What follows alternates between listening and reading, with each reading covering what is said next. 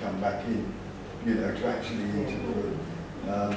And normally you've always got someone in that room who's been in that situation, might be just recently, and then you can get them to open up how they felt when they first come, and then to add that student for that. And I was just thinking about how now I hadn't realised it was in that. We've been going through that process, so it's sort of opened my eyes to that process. And perhaps how now I'm thinking about it, how I could do that perhaps digitally. That might be another way now of trying to do it digitally or reenacting it as a film with the students. Yeah. And then putting it out school-wide. I've just got a thought, but at our school we use Kelso's Choices for a pastoral program, and making that, helping the kids to make that connection. We could possibly ask them to come up with the choices, Kelso's Choices, but not, you know, to be inclusive specifically, because that's what it's all about really, it's being inclusive and not excluding others. So they could come up with 5 different, and on the wheel or maybe a square, change it to a square and say, well, try this, and then test it actually out in the playground and come back and feedback and reflect. Brilliant. That's design thinking at its best. Yeah. From the story that was shared, so I think there's another idea for activity for the students. So I asked them like to look for some books, some good storybook relevant to the many different issue of the migration.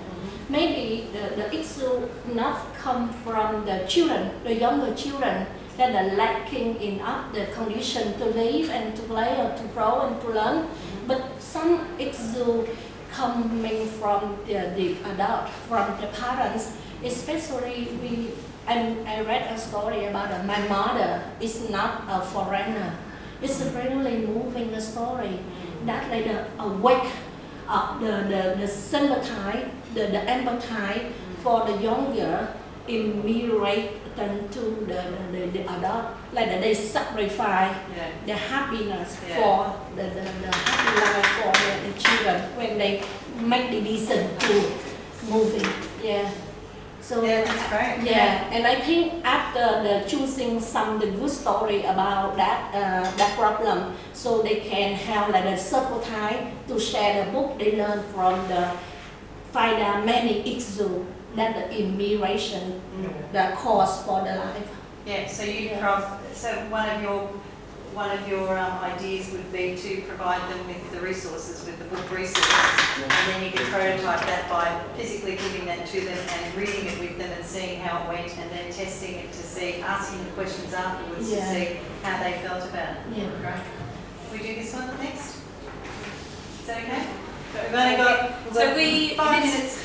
We found that there were several, we sort of identified several problems that you could have looked at, and I imagine that when you have a classroom, different children will pick up on different things. So I think actually I'm going to go back and buy this book.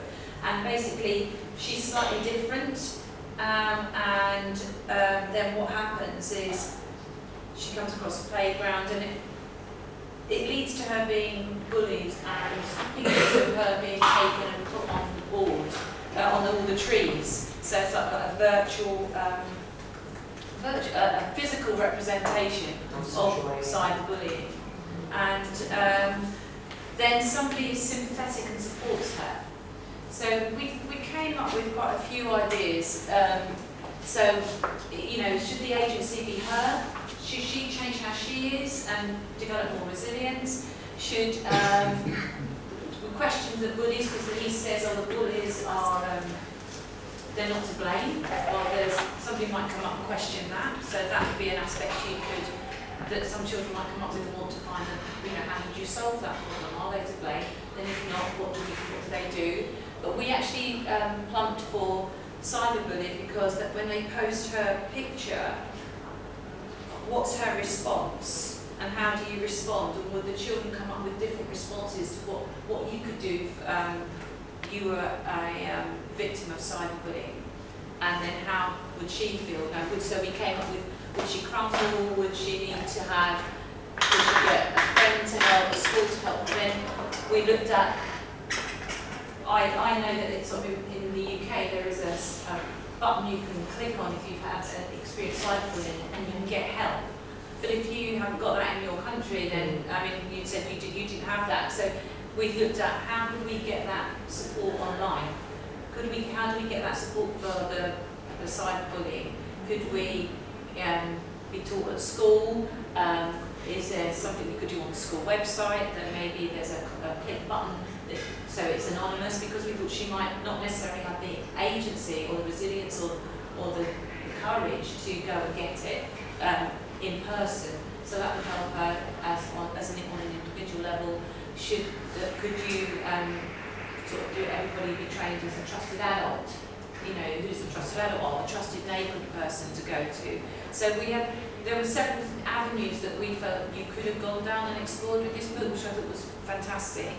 And I'm imagining that if I had a class of Year 6s, they might identify all of those, and you'd get loads of different sort of scenarios that they could solve the problem to. And actually the beauty of that would be that you'd have a whole class coming up with lots of different things, so then you're getting that multifaceted resilience building and agency. So I know it's a bit speedy, but that was what we came up with. I'm trying to, I know what's going to help me.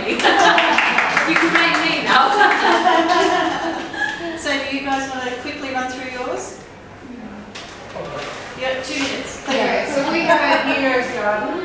This is great if you're teaching about environmental issues. It basically shows how humanity's progress as such destroys the universe and the animals living in the environment and the animals living in it. So we were looking at how do we get a form of balance between the humans and the environment, and you need to go into governments and policies and all sorts of things. So in terms of what the students can do, we're looking at give them an area that is currently not a green space. Have them come up with a design for a green space that will incorporate both humans and animals and the whole community. And that would be useful for everybody. And then actually find some way that you can do it. And get them to actually do it on a large scale. So around your community, like outside outbreaks, you could start there. yeah, well, it might be that you need to go to your local, someone within your local area to say, we're doing this project, what space can we have? And go from there. So thank you very much, guys. I think you all did a great job with the books, and hopefully you'll be able to take away some design thinking thoughts that you might be able to employ in your classrooms with your literature that you use, or even if it's a digital citizenship. And to see that you actually are probably all doing it anyway, and that this is just a way of putting it into a framework for you. Kerry, could you provide for us? Just to let you know that Rob is going to make a folder All of this is available. where it's all going to be available, and there will be a photo file as well. But it's just, so I've been asked because these look like some really.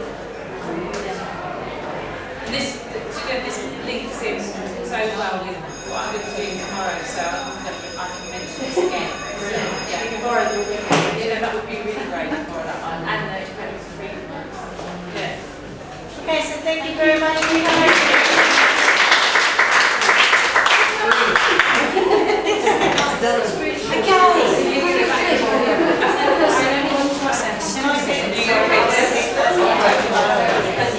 Students want to some ideas. You just make a step. I see this is one thing. Put it into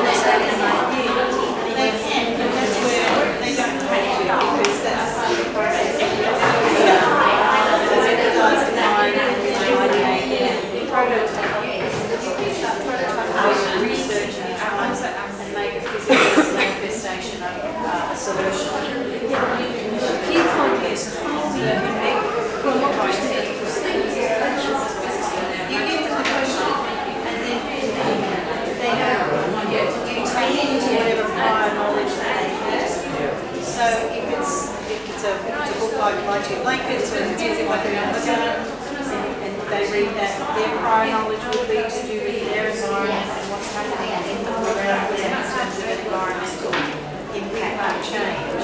So they